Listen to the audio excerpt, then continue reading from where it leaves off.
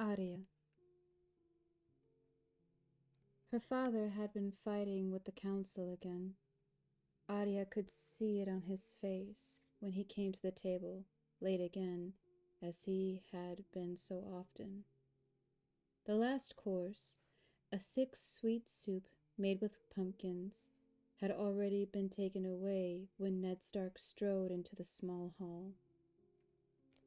They called it that to set it apart from the great hall, where the king could feast 1,000, but it was a long room with a high vaulted ceiling and bench space for 200 at its trestle tables. My lord, Jory said when father entered. He rose to his feet, and the rest of the guard rose with him. Each man wore a new cloak, heavy gray wool with a white satin border. A hand of beaten silver clutched the woolen folds of each cloak and marked their wearers as men of the hand's household guard. There were only 50 of them, so most of the benches were empty. Be seated, Eddard Stark said. I see you have started without me. I am pleased to know there are still some men of sense in. He signaled for the meal to resume. The servants began bringing our platters of ribs roasted in a crust of garlic and herbs.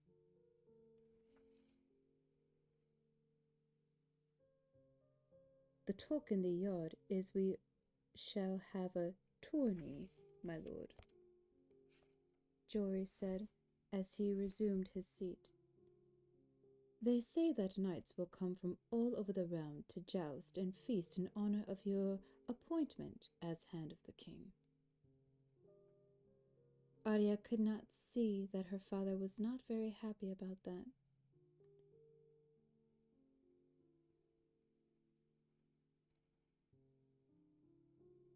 Do they also say this is the last thing in the world I would have wished?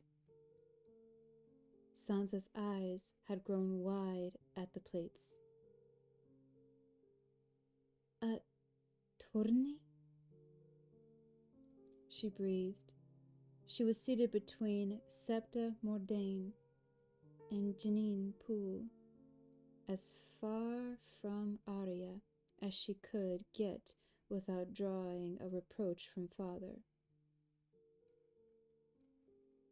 Will we be permitted to go, father? You know my feelings, Sansa.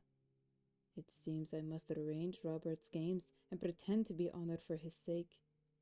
That does not mean I must subject my daughters to this folly. Oh, please, Sansa said. I want to see. 𝘠𝘓𝘳𝘠𝘠𝘕 spoke up. Princess Marcella will be there, my lord, and her younger than Lady Sansa. All the ladies of the court will be expected at a grand event like this, and as the tourney is in your honor, it would look queer if your family did not attend. Father looked pained. I suppose so. Very well. I shall arrange a place for you, Sansa. He saw Arya. For both of you. I don't care about their stupid tyranny, Arya said. She knew Prince Joffrey would be there, and she hated Prince Joffrey. Sansa lifted her head. It will be a splendid event. You shan't be wanted. Anger flashed across father's face. Enough, Sansa. More of that and you will have me change my mind. I am weary and to death of this endless war you two are fighting. You are sisters. I expect you to behave like sisters. Is that understood? Sansa bit her lip and nodded. Arya lowered her face to stare sullenly at her plate.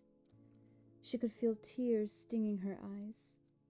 She rubbed them away angrily, determined not to cry. The only sound was the clatter of knives and forks. "Pray excuse me," her father announced to the table. "I find I have small appetite tonight." He walked from the hall. After he was gone, Sansa exchanged excited whispers with 𝘕𝘠𝘠. Down the table, Jory laughed at a joke, and Holland started in about horseflesh. "Your warhorse now. He may not be the best one for the joust. Not the same thing, oh no, not the same at all." The man had heard it all before. Desmond, Jax, and Holland's son, Harwin, shouted him down together, and Porther called for more wine. No one talked to Arya. She didn't care. She liked it that way. She would have eaten her meals alone in her bedchamber if they let her. Sometimes they did, when father had to dine with the king or some lord or the envoys from this place or that place. The rest of the time, they ate in his solar, just him and her and Sansa. That was when Arya missed her brothers most. She wanted to tease Bronn and play with baby Rickon and have Robb smile at her. She wanted Jon to muss up her hair and call her little sister and finish her sentences with her. But all of them were gone. She had no one left but Sansa, and Sansa wouldn't even talk to her unless father made her. Back at Winterfell, they had eaten in the great hall almost half the time. Her father used to say that a lord needed to eat with his men if he hoped to keep them. "Know the men who follow you?" she heard him tell Robb once. "And let them know you. Don't ask your men to die for a stranger." At Winterfell, he always had an extra seat set at his own table, and every day a different man would be asked to join him. One night it would be Vean Pool, and the talk would be coppers and bread stores and servants. The next time it would be Mekken, and her father would listen to him go on about armor and swords, and how hot a forge should be and the best way to temper steel. Another day it might be Holland with his endless horse talk, or Septon Shell from the library, or Jory, or Sir Roderick, or even Old Nan with her stories. Arya had loved nothing better than to sit at her father's table and listen to them talk. She loved listening to the men on the benches too, to free riders tough as leather, courtly knights and bold young squires, grizzled old men-at-arms. She used to throw snowballs at them and help them steal pies from the kitchen. Their wives gave her scones, and she invented names for their babies and played monsters and maidens and hide the treasure and come into my castle with their children. Fat Tom used to call her Arya Underfoot because he said that was where she always was. She'd like that a lot better than Arya Horseface. Only that was Winterfell, a world away, and now everything was changed. This was the first time they had supped with the men since arriving in King's Landing. Arya hated it. She hated the sounds of their voices now, The way they laughed, the stories they told. They'd been her friends. She'd felt safe around them. But now she knew that that was a lie. They'd let the queen kill Lady. That was horrible enough.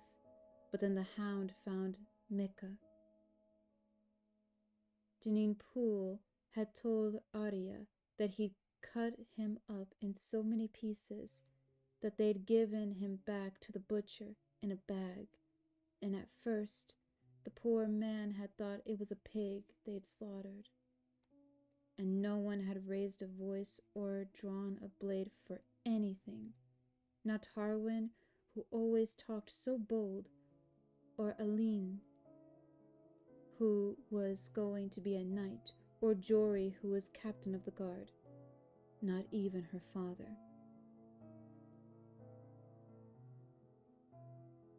He was my friend, Arya whispered into her plate, so low that no one could hear. Her ribs sat there untouched, grown cold now, a thin film of grease congealing beneath them on the plate. Arya looked at them and felt ill. She pushed away from the table. "Pray, where do you think you're going, young lady?" 𝘠𝘩𝘳𝘠𝘕 asked. "I'm not hungry." Arya found it an effort to remember her courtesies. "May I be excused, please?" she recited stiffly. "You may not," the 𝘠𝘩𝘳 said. "You've scarcely touched your food. You will sit down and clean your plate." "You clean it." Before anyone could stop her, Arya bolted for the door as the men laughed and 𝘠𝘠𝘳𝘠𝘕 called loudly after her, her voice rising higher and higher. Fat Tom was at his post, guarding the door to the Tower of the Hand. He blinked when he saw Arya rushing toward him and heard the 𝘠𝘠𝘳 shouts. "Here now, little one, hold on,"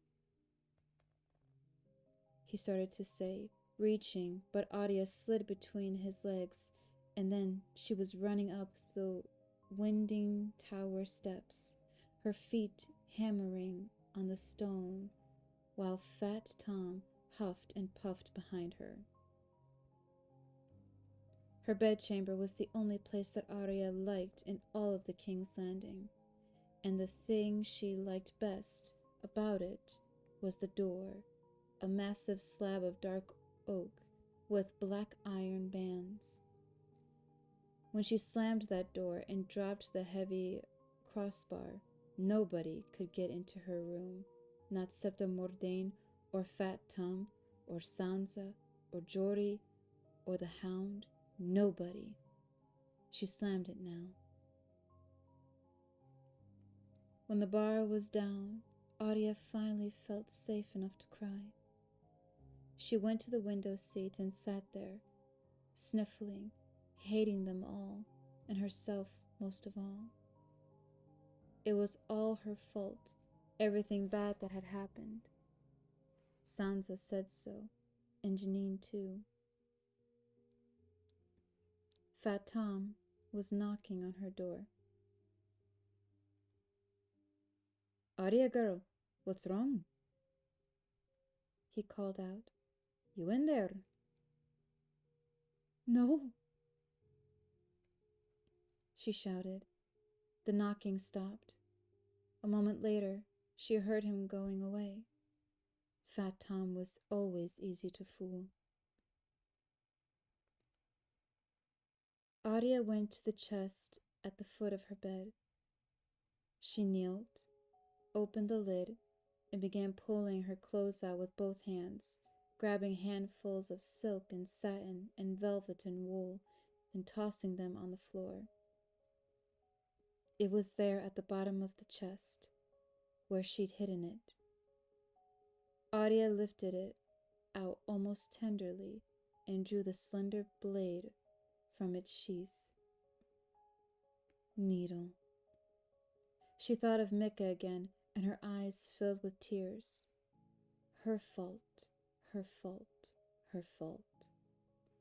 If she had never asked him to play at swords with her. There was a pounding at her door, louder than before.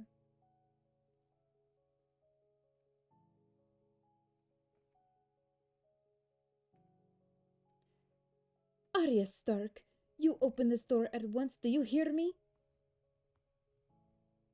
Arya spun around with needle in her hand. You better not come in here, she warned. She slashed at the air savagely. The hand will hear of this, 𝘠𝘓𝘳𝘠𝘕 raged. I don't care, Arya screamed. Go away. You will row this insolent behavior, young lady. I promise you that. Arya listened at the door until she heard the sound of Septa's receding footsteps. She went back to the window, needle in hand, and looked down into the courtyard below. If only she could climb like Bronn, she thought. She would go out the window and down the tower, run away from this horrible place, away from Sansa and 𝘠𝘓𝘳𝘠𝘠𝘦 and Prince Joffrey, from all of them. Steal some food from the kitchen, take Needle and her good boots and a warm cloak. She could find Nymeria in the wild woods below the Trident, and together they'd return to Winterfell or run to join Jon on the wall. She found herself wishing that Jon was here with her now. Then maybe she wouldn't feel so alone.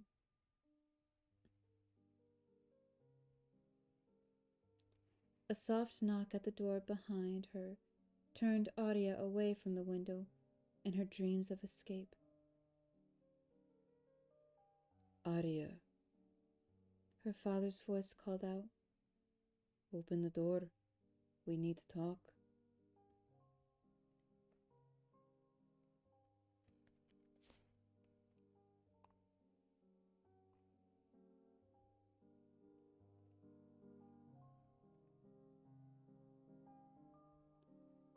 Arya crossed the room and lifted the crossbar.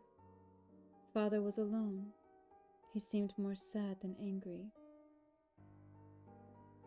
That made Arya feel even worse.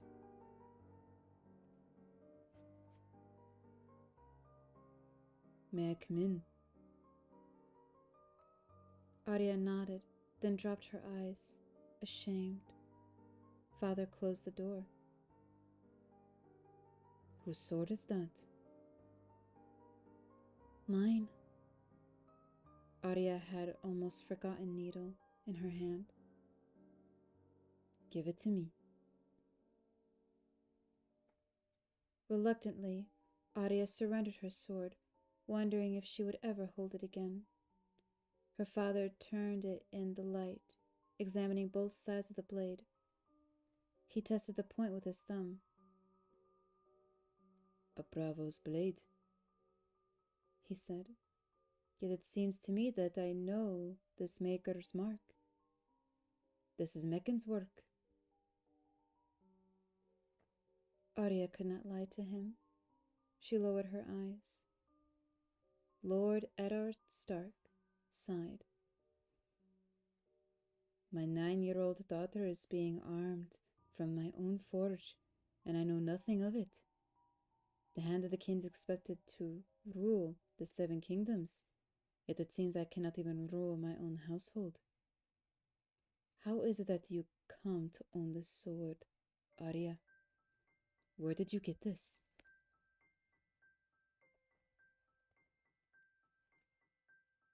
Arya chewed her lip and said nothing. She would not betray Jon, not even to their father. After a while, father said. I don't suppose it matters, truly. He looked down gravely at the sword in his hands. This is no toy for children, least of all for a girl. What would 𝘕𝘳𝘠𝘕𝘠 say if she knew you were playing with swords? I wasn't playing, Arya insisted. I hate 𝘕𝘳𝘠𝘠𝘠. That's enough. Her father's voice was curt and hard.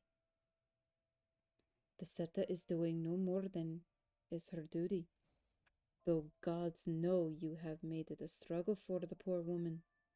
Your mother and I have charged her with the impossible task of making you a lady. I don't want to be a lady, Arya flared. I ought to snap this toy across my knee here and now and put an end to this nonsense. Needle wouldn't break, Arya said defiantly, but her voice betrayed her words.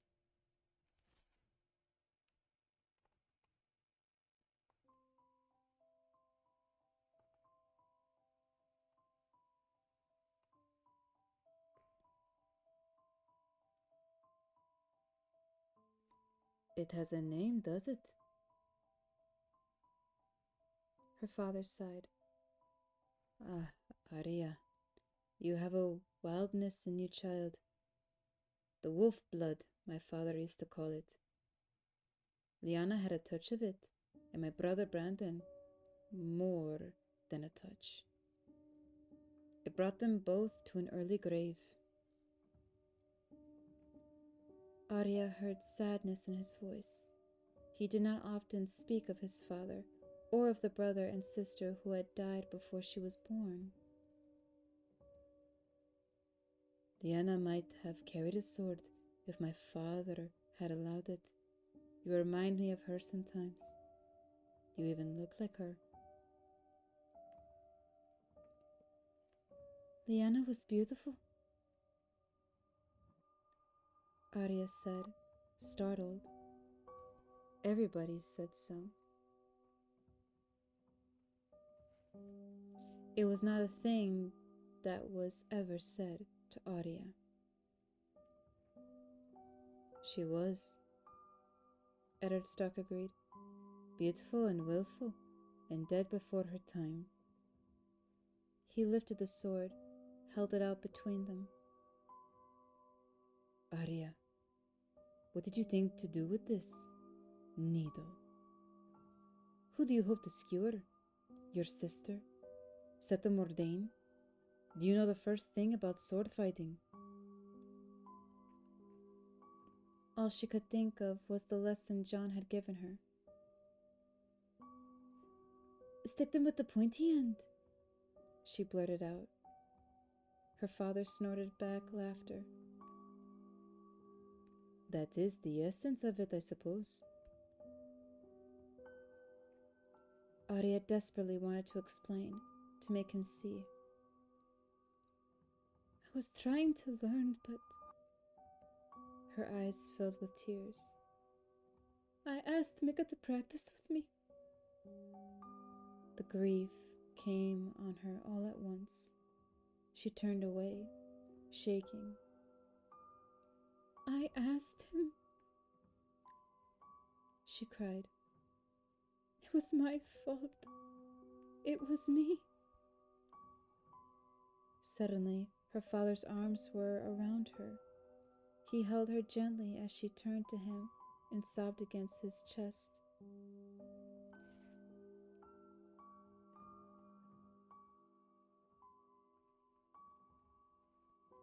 No, sweet one, he murmured.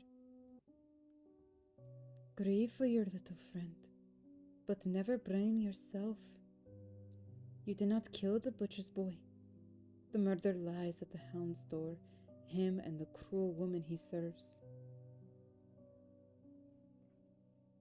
I hate them, Arya confided, red-faced, sniffling. the hound and the queen and the king and the Prince Joffrey. I hate all of them. Joffrey lied. It wasn't the way he said it. I hate Sansa too. She did remember. She just lied so Joffrey would like her. We all lie, her father said. Or did you truly think I'd believe that Nymeria ran off? Arya blushed guiltily. Jory promised not to tell. Jory kept his word, her father said with a smile. There are some things I do not need to be told. Even a blind man could see that that wolf would never have left you willingly.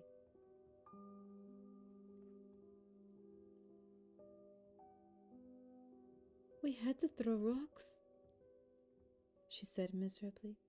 I told her to run, to go be free, that I didn't want her anymore. There were other wolves for her to play with. We heard them howling, and Jory said the woods were full of game, so she'd have deer to hunt. Only she kept following, and finally we had to throw rocks. I hit her twice. She whined and looked at me, and I felt so ashamed, but it was right, wasn't it? The queen would have killed her. It was right.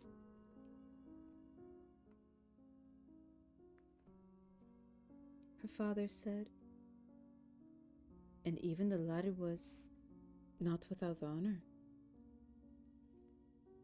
He'd put Needle aside when he went to Arya to embrace her. Now he took the blade up again and walked to the window, where he stood for a moment, looking out across the courtyard. When he turned back, his eyes were thoughtful. He seated himself on the window seat, Needle across his lap. Arya, sit down. I need to try and explain some things to you.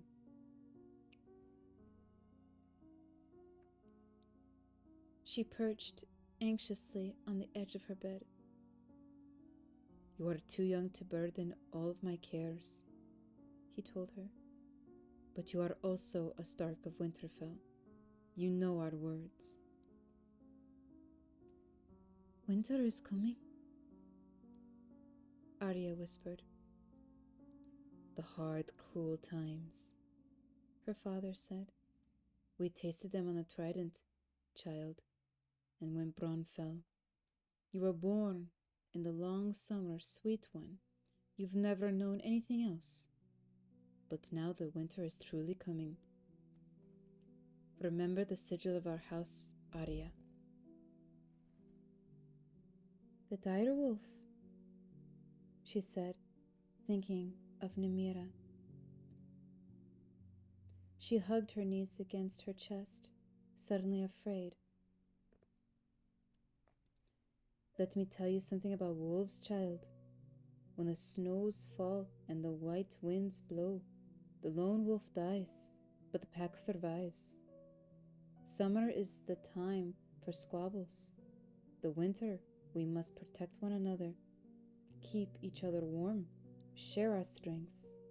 So if you must hate, Arya, hate those who would truly do us harm. Septa Mordane is a good woman, and Sansa is your sister. You may be as different as the sun and the moon, but the same blood flows through both your hearts. You need her, as she needs you. I need both of you. God's help me. He sounded so tired that it made Arya sad. I don't hate Sansa, she told him. Not truly. It was only half a lie. I do not mean to frighten you, but neither will I lie to you. We have come to a dark, dangerous place, child. This is not Winterfell. We have enemies who mean us ill. We cannot fight a war amongst ourselves. This willfulness of yours, the running off, the angry words, the disobedience. At home, these were only the summer games of a child. Here and now, with winter soon upon us, that is a different matter. It is time to begin growing up.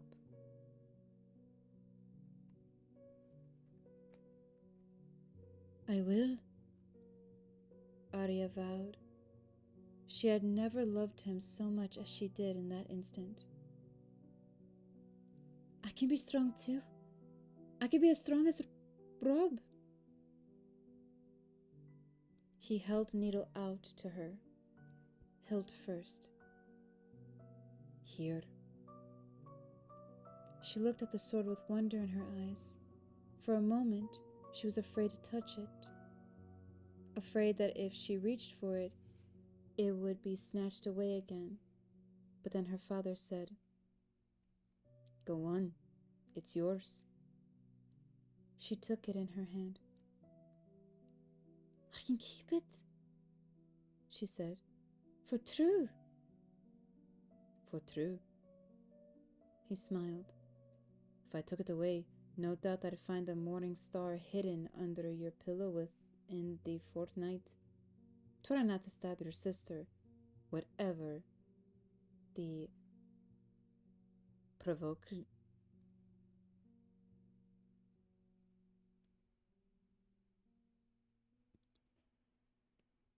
Whatever the provocation." I won't, I promise. Arya clutched Needle tightly to her chest as her father took his leave.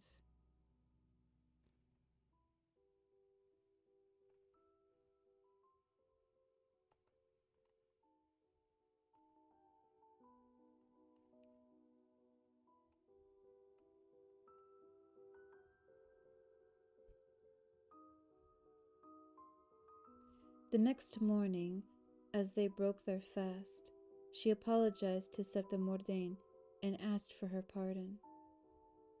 The septa peered at her suspiciously, but father nodded. 3 days later, at midday, her father's steward, 𝘕𝘗𝘓𝘳𝘓, sent Arya to the small hall. The trestle tables had been dismantled and the benches shoved against the walls. The hall seemed empty until an unfamiliar voice said, "You're late, boy." A slight man with a bald head and a great beak of a nose stepped out of the shadows, holding a pair of slender wooden swords. "Tomorrow, you will be here at midday." He had an accent, the lit of the free cities, bravos perhaps, or mayor. "Who are you?" Arya asked. "I am your dancing master." He tossed her one of the wooden blades. She grabbed for it, missed, and heard it clank to the floor. "Tomorrow you will catch it. Now pick it up." It was not just a stick, but a true wooden sword, complete with grip and guard and pommel. Arya looked and picked it up, clutched it nervously with both hands, holding it out in front of her. It was heavier than it looked, much heavier than Needle. The bald man clicked his teeth together. "That is not the way, boy. This is not a great sword that is needing 2 hands to swing it. You will take the blade in 1 hand." "It is too heavy," Arya said. "It is heavy as it needs to be to make you strong, and for the balancing. A hollow inside is filled with lead, just so. 1 hand now is all that is needing." Arya took her right hand off the grip and wiped her sweaty palm on her pants. She held the sword in her left hand. He seemed to approve. The left is good. All is reversed. It will make your enemies more awkward. Now you are standing wrong. Turn your body side face. Yes, so. You are skinny as the shaft of a spear, do you know? That is good too. The target is smaller. Now the grip. Let me see. He moved closer and peered at her hand, prying her fingers apart, rearranging. Just so. Yes. Do not squeeze it too tight. No, the grip must be deft, delicate. What if I drop it? Arya said. The steel must be part of your arm, the bald man told her. Can you drop part of your arm? No. 9 years. 𝘕𝘳𝘳𝘳𝘓 was first sword to the Sea Lord of Braavos. He knows these things. Listen to him, boy.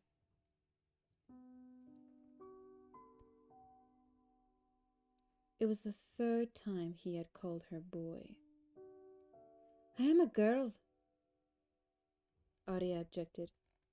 Boy, girl. 𝘕𝘳𝘳𝘳 said. You are a sword, that is all. He clicked his teeth together. Just so, that is the grip. You are not holding a battle axe. You are holding a needle. Arya finished for him, fiercely. Just so. Now, we will begin the dance. Remember, child, this is not the Iron Dance of Westeros. We are learning. The Knight's Dance. Hacking and hammering, no.